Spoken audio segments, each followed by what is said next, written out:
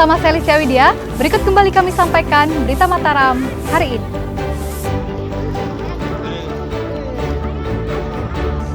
Teka-teki kematian Brigadir Esko Pascarelli akhirnya terungkap.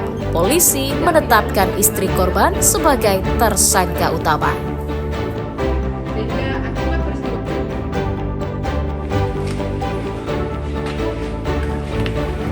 Ketagihan berjudi online, seorang pemuda di Mataram diringkus polisi karena mencuri barang elektronik dan tabung gas.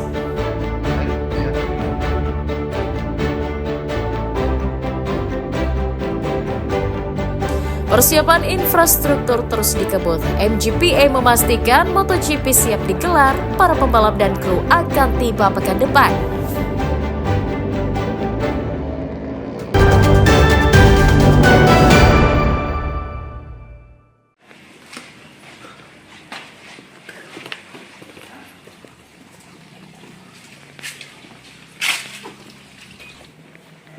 Seorang pemuda berinisial IS diringkus unit Satuan Reserse Kriminal Polsek Ampenan karena diduga membobol sebuah sekolah pendidikan anak usia dini di lingkungan Pondok Prasi, Kelurahan Bintaro.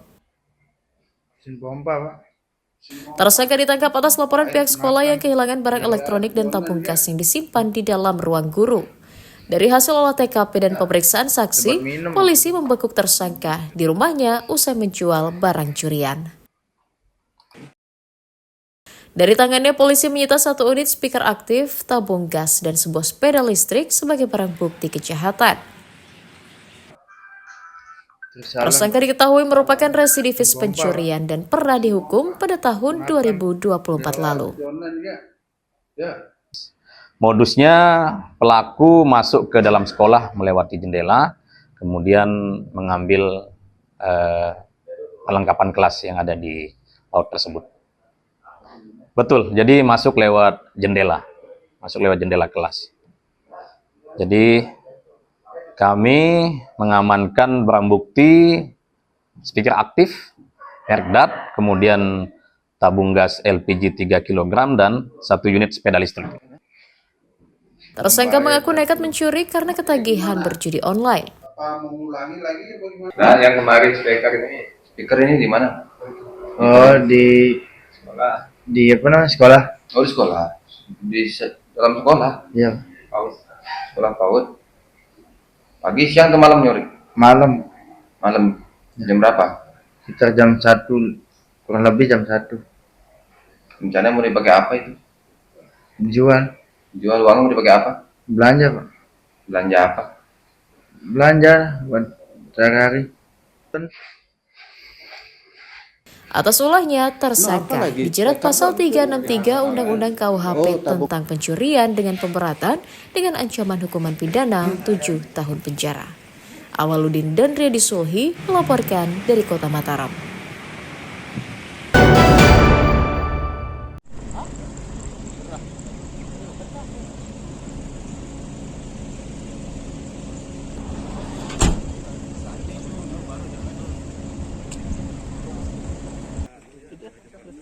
Bupati dan Wakil Bupati Lombok Barat menggelar inspeksi ke sejumlah proyek strategis daerah yang masih dalam proses pengerjaan.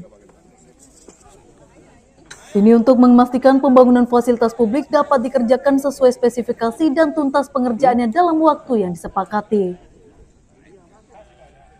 Dalam sidak itu, Bupati menyoroti pembangunan jembatan penghubung kabupaten yang dinilai pengerjaannya molor oleh rekanan. Padahal dibangun dengan anggaran mencapai 6,4 miliar rupiah. Bupati menginstruksikan agar pembangunan jembatan tersebut dikebut agar selesai tepat waktu agar dapat segera dirasakan manfaatnya oleh masyarakat. Ini 80 ya? 75? Oh, 75. Artinya Masih minus 16 dari target yang semestinya. artinya harus dipercepat Bupati ya. Oh iya, kita percepat. Tetapi kan begini, ini kan pokoknya yang lama, fondasi di bawah. Kalau yang ini kan tinggal tambah tenaga aja, saya yakin selesai dah. Tinggal tambah tenaga aja lah. Kan sama aja biayanya sama tenaga dengan sedikit. Pemda berjanji akan melakukan pengawasan terhadap seluruh proyek pembangunan infrastruktur publik agar memberi dampak nyata bagi peningkatan akses ekonomi, pendidikan, dan kesehatan bagi masyarakat. Hairul Amri dan Riyadi Sulhi melaporkan dari Kabupaten Lombok Barat.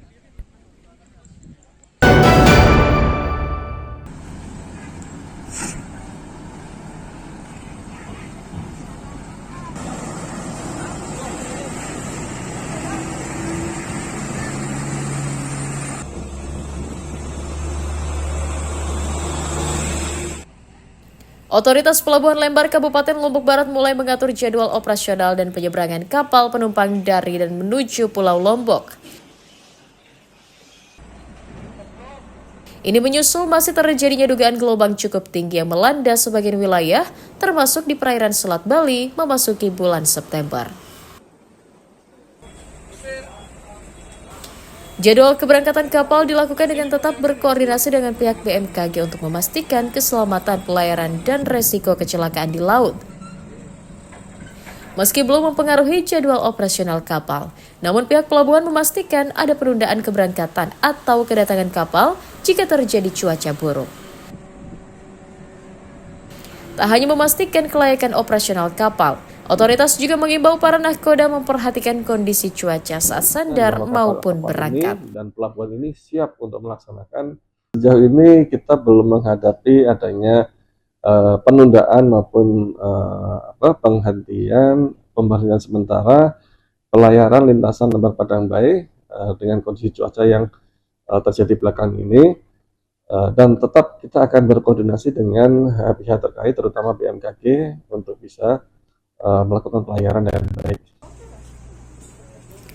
Pihak ASDP memastikan jumlah penumpang akan terus meningkat hingga memasuki musim liburan akhir tahun nanti dengan estimasi rata-rata 1.500 hingga 1.700 orang per harinya.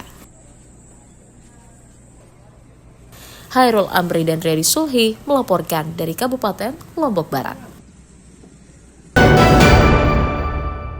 Sampaikan selawat serta salam kita kepada dunia. Semoga kita bisa meneladani bagaimana dan puluhan organisasi kepemudaan Lingkar Mandalika mengajak warga menyukseskan perhelatan balapan MotoGP yang akan digelar di sirkuit Mandalika pada 3 hingga 5 Oktober mendatang. Ini menjadi komitmen bersama untuk meningkatkan ekonomi warga lokal melalui perhelatan wisata olahraga berkelas internasional tersebut. Selain menjadi ajang untuk memperkenalkan keindahan alam dan pesona budaya daerah, suksesnya penyelenggaraan MotoGP menjadi jalur peningkatan citra pariwisata di mata dunia. Tak hanya akan mendongkrak kunjungan wisatawan, kehadiran puluhan pembalap dunia juga menjadi momentum untuk mempromosikan sirkuit Mandalika menjadi salah satu sentra ekonomi di wilayah Indonesia Timur. Itu ya seperti biasa karena kita akan melibatkan multi pihak ya dari berbagai unsur, terutama di lingkar sirkuit. Tapi pada akhirnya alhamdulillah ya memang dari awal kita semua sepakat mendukung. Dan terbukti ini kan kali keempat dan semuanya selalu lancar. Kita mendukung, cuma memang ada beberapa catatan sebagai rekomendasi untuk perbaikan event dari yang pertama sampai selanjutnya. Dan harapan semuanya tadi agar semakin banyak dampak-dampak positif yang dirasakan oleh masyarakat, terutama yang berada di ring 1 sirkuit. Dukungan penyelenggaraan MotoGP juga hadir dari Asosiasi Perhotelan sebagai giat positif untuk menghidupkan iklim pariwisata di daerah. Ini memang exposure global yang disiapkan di 200 TV, 200 negara dan 200 TV. Tentu dia akan ditonton oleh ribuan orang di beberapa negara dan belum lagi di sosial media dan hadir di sini. Ini akan menjadi akan menguatkan positioning kita menjadi sport tourism internasional. Jadi posisi Mandalika ini selain budayanya, fasilitas yang lain yang ada di Mandalika ini sangat terbantukan. Pemda menargetkan kehadiran 160.000 wisatawan akan datang ke Nusa Tenggara Barat untuk menonton perhelatan balapan MotoGP di sirkuit Mandalika yang diharapkan berdampak positif bagi peningkatan ekonomi masyarakat di daerah. Emi Kusuma dan Triadi Sulhi melaporkan dari Kabupaten Lombok Tengah.